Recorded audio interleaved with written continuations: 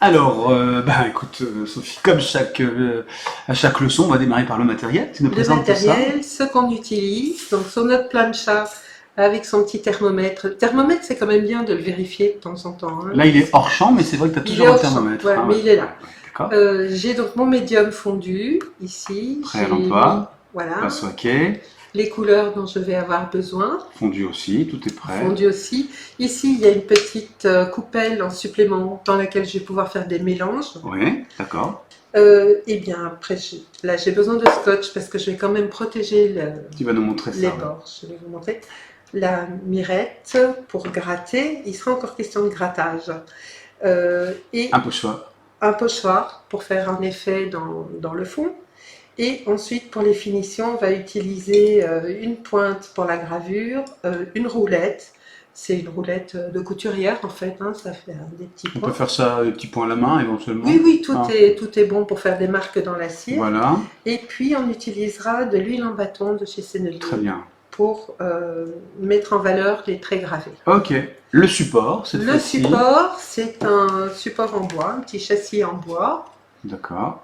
Donc tout prêt, c'est vraiment idéal pour peindre, c'est léger et tout. Et cette fois-ci, je vais protéger les bords pour que, au final, quand on enlèvera le scotch, notre peinture soit juste prête à être accrochée. Super. Voilà. OK, c'est parti. Allez. On essaye de ne pas venir déborder sur la face avant D'accord. pour ne pas que ça se prenne dans la cire et qu'après ça.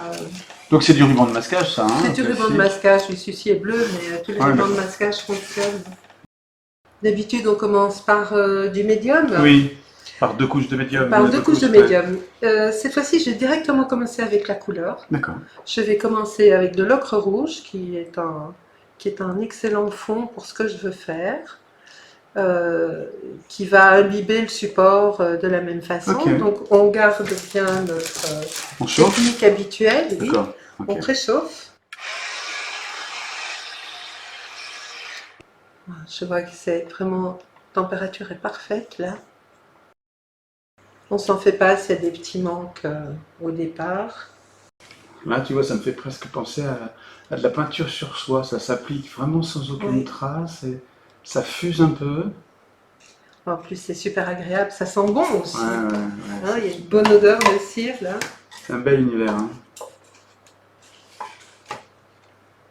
Ça va, elle est chaude, mais je sens qu'elle n'est plus trop collante. Deuxième couche.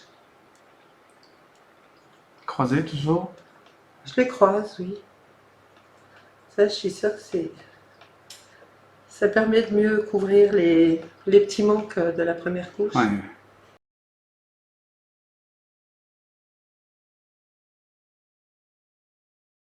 Les endroits où il y a des petits trous, comme ça, des petits manques, où on voit encore le fond, on peut pousser un peu, pousse un peu la peinture. D'accord. La forcer Écraser un peu. voilà, on Ouais. écrase pour la Ok. forcer à rentrer dedans. On va donc passer un peu d'air chaud dessus pour fusionner, que tout soit bien, Ok. tout adhère bien.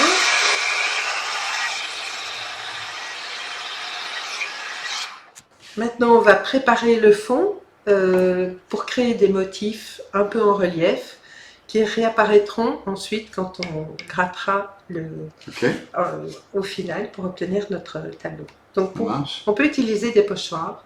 Celui-ci, c'est un pochoir en plastique, c'est assez solide. On pose simplement sur notre fond préparé. Je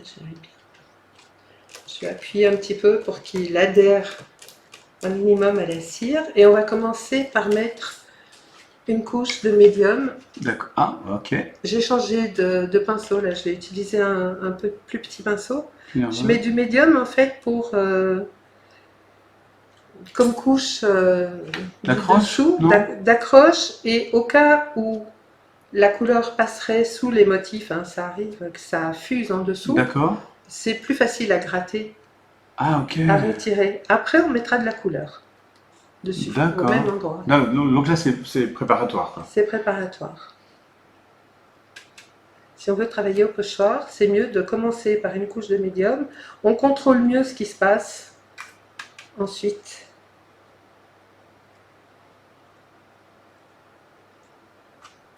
Alors là, je frotte pas trop, hein. Je pose le médium en appuyant le pinceau dans les formes pour qu'il pénètre bien. On voit tout de suite que ça fige, hein.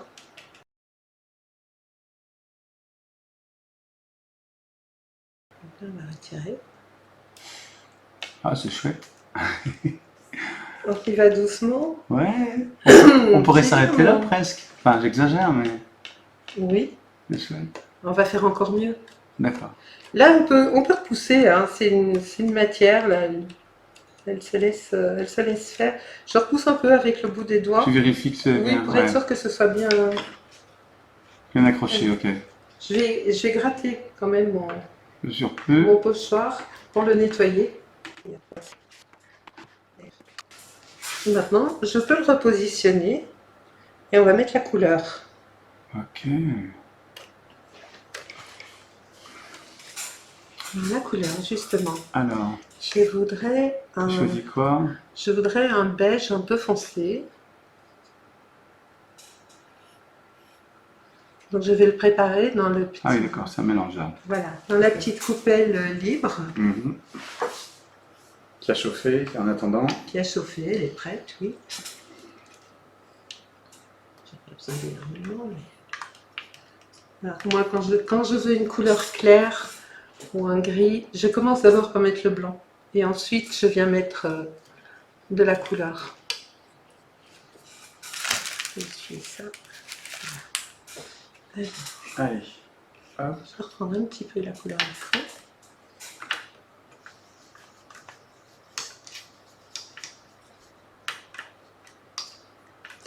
Donc là, j'ai remis de l'encre rouge.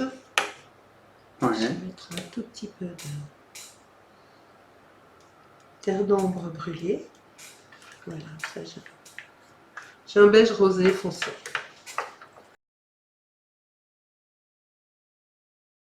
Il faut bien charger, il ne faut pas oublier que là, ce que je cherche à obtenir, c'est du relief. Hein, puisqu'après, on aura à nouveau des couches par-dessus qu'on viendra retirer pour mettre le motif en valeur.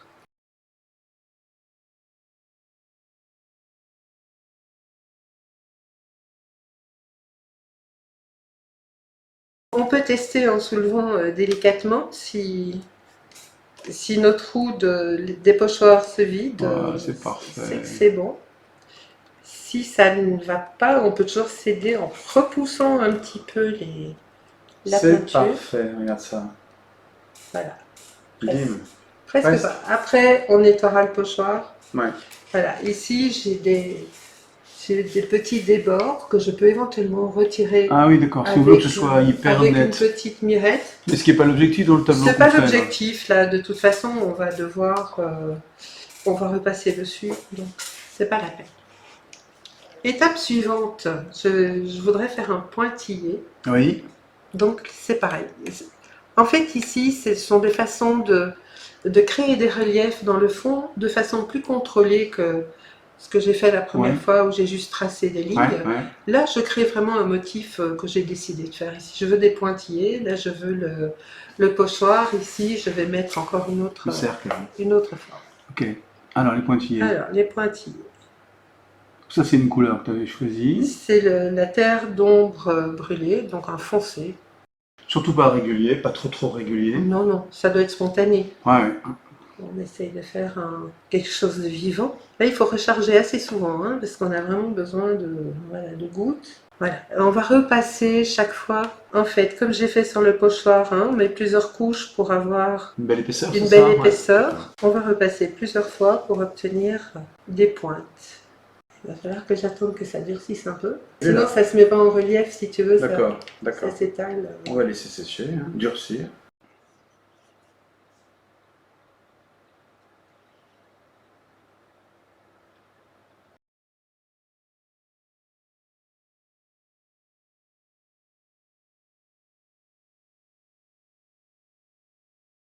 Je vais tracer un cercle noir ici. Là, je vais m'aider d'une petite gamelle. Ouais. C'est juste pour tracer un rond qui ressemble à un rond. D'accord. En noir. Ah oui, c'est le fond. Je garde toujours Voilà, on est dans le fond. Je garde toujours cette teinte-là. C'est tracé. Et ici aussi, je vais mettre plusieurs couches. Ouais. Pour créer vraiment une vraie épaisseur. Voilà, créer de l'épaisseur.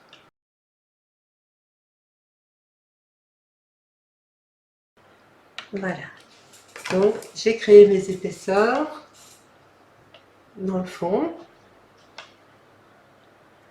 Et maintenant, on va tout recouvrir. Voilà, tout est prêt. Le fond est prêt maintenant. Voilà. Les reliefs du fond sont prêts. Maintenant, on va mettre des couleurs. Ok.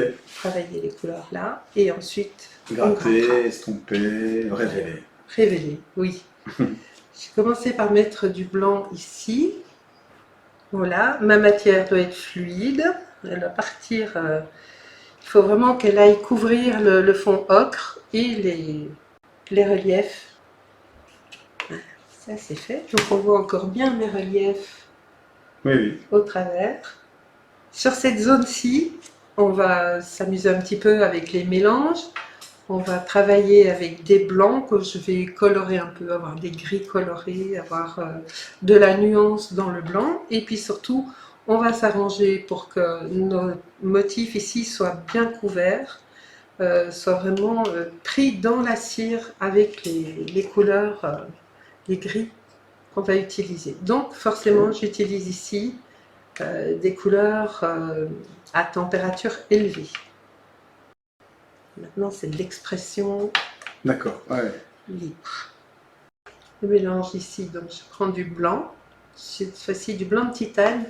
Et du médium. Je rajoute du médium, oui. Et puis je vais un petit peu le colorer au fur et à mesure en prélevant un petit peu de couleur dans les autres pots.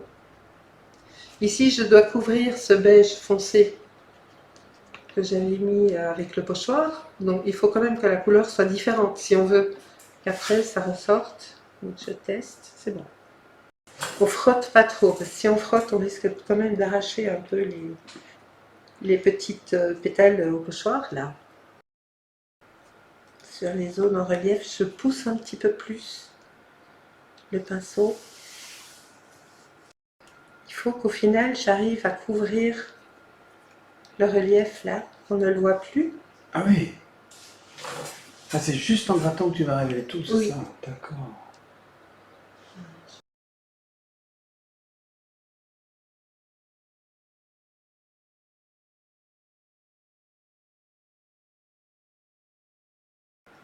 On peut revenir avec du foncé, qu'on pourra recouvrir de clair. Et tout ça, c'est ça qui au grattage donnera des choses intéressantes. Là, j'ai terminé, on va dire, les nuances de blanc. Et je vais terminer avec une couche de blanc opalin. Donc le même que celui que j'ai mis ici. Au-dessus de tout. Au-dessus de tout. Tu recaches tout. Voilà, là j'y vais doucement, je veux vraiment qu'il y en ait partout. Voilà, maintenant on laisse durcir. D'accord. Maintenant je vais recouvrir cette partie de rouge.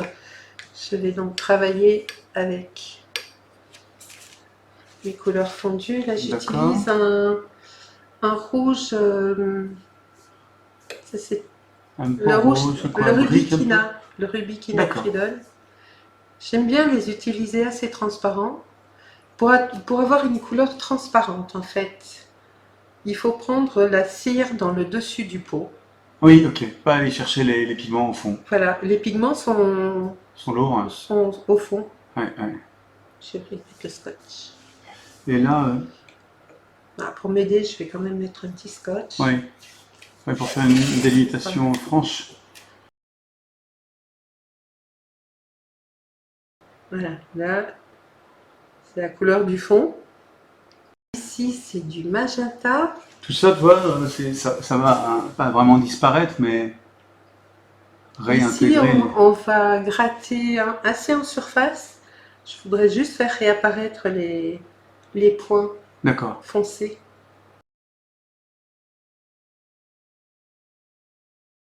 Ici, ce qu'il faut savoir, c'est que quand on met cette couche, on essaye de la mettre fluide. Donc, on attend que la peinture dans nos pots soit bien chaude. On laisse chauffer aussi le pinceau dans la couleur.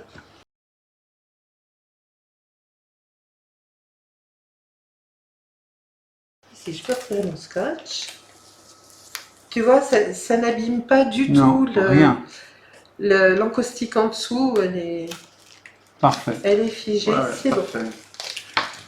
On attend un petit peu que cette partie est refroidie pour y toucher.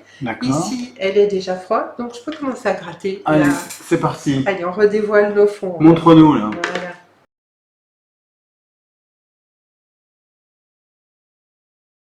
Voilà, là je ne gratte pas tout, je veux juste que mes couleurs aient un petit peu de nuance. Et on se souvient qu'on a mis de l'ocre rouge dans le fond.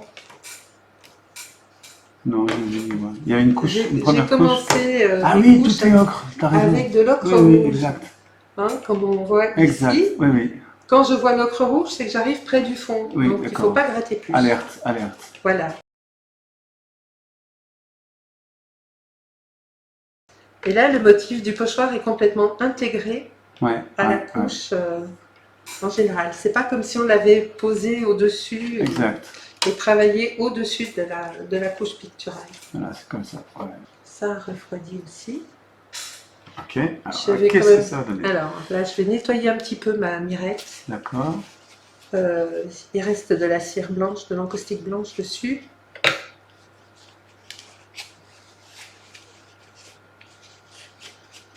Des petits gestes importants quand même d'avoir ces outils propres pour travailler. Et bien là on fait pareil, hein. Donc je vais partir par ici. J'y vais tout doucement. Hein. Donc on a bien le noir terre d'ombre brûlée, le très foncé, le blanc de la couche avec lequel j'ai recouvert, qui apparaît dans le rouge. Ici, on va gratter très peu, je veux juste donner un peu... Faire apparaître tous ces yeux là. Voilà, un petit tableau qui nous regarde.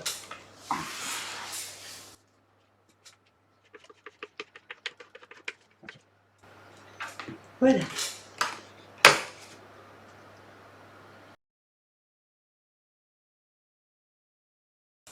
Maintenant, ce que je propose, c'est de faire une petite patine avec l'huile. Alors, dis-nous. Alors, on a la possibilité, en fait, de mettre ces motifs encore un peu plus en valeur par la gravure ou simplement imprimer des marques dans la cire. Elle est assez réceptive pour ça. Et pour mettre ces marques en valeur après, on mettra de la peinture à l'huile. Voilà, on va faire des traces. C'est une petite roulette de couturière, ça. Hein. D'accord. C'est pas du tout non plus un outil très spécifique à l'encaustique. Là, je fais des motifs. On peut faire des traits aussi avec une pointe. Là, c'est vrai qu'on voit peu de choses pour l'instant. On voit pas grand chose. Alors, plus près de la caméra. Ok, on voit les gravures. Ah ouais, si quand même. Ouais. Maintenant, on va les mettre en valeur.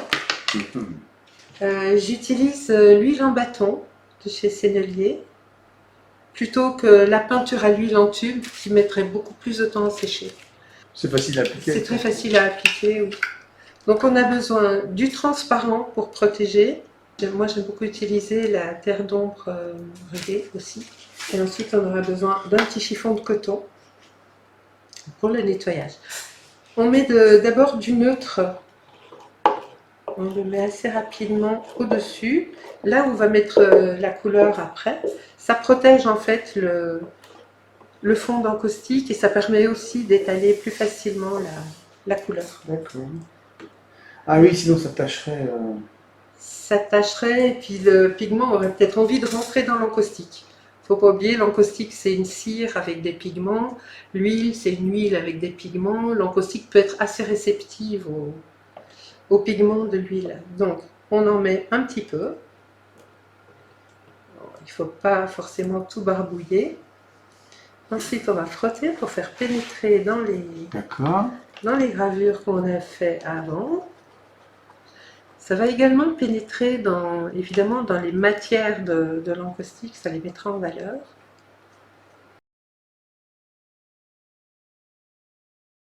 Alors là, C'est là. j'utilise un chiffon de coton Ouais. et j'essuie. Alors essuyer, voilà, on ramasse Voilà. le surplus, vous voyez, ou comme en gravure, comme quand En gravure, on, pareil. on nettoie l'encre d'une plaque qu'on va imprimer. Voilà, on essuie d'abord une première fois et ensuite on va simplement peaufiner, retirer vraiment ce qu'on ne veut pas garder comme trace d'huile. Et il y a une chose qu'il ne faut pas faire, c'est frotter comme ça, parce que ça inviterait le pigment là aussi à pénétrer dans l'encaustique en dessous. D'accord. Et si on trouve qu'il en reste trop, on reprend encore tu le neutre pour nettoyer. D'accord.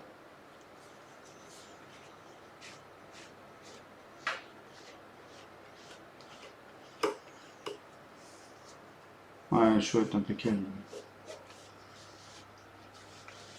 Voilà, c'est discret, ça finit assez bien un tableau.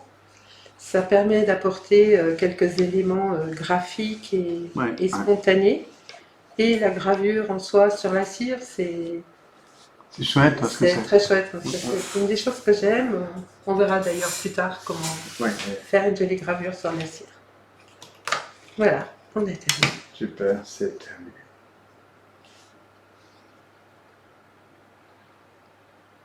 Impeccable. Super. Et puis un mélange de techniques inspirantes. Oui, donc on a vu de nouveau, on a créé un relief dans le fond. Avec un pochoir cette fois-ci, ici de façon plus contrôlée avec les gouttelettes, contourner un objet pour obtenir un cercle ou un morceau de cercle. Ensuite, on a utilisé la peinture très chaude pour combler les interstices. On a travaillé assez librement avec des couleurs mélangées pour des gris colorés. On a gratté pour obtenir de nouveau nos reliefs du fond et créer de l'intérêt. Et on a terminé par un petit travail de patine et de gravure avec de l'huile en bâton. C'est super. Voilà. Plein de techniques vachement très chouettes, très riches et très complémentaires qui se marient bien. Et en même temps assez simple. Et finalement assez simple. Finalement. Juste il faut avoir les étapes dès le départ, prévoir les étapes. Il faut prévoir ce qu'on voudra voir à la fin. Exactement, exactement. Merci beaucoup Sophie.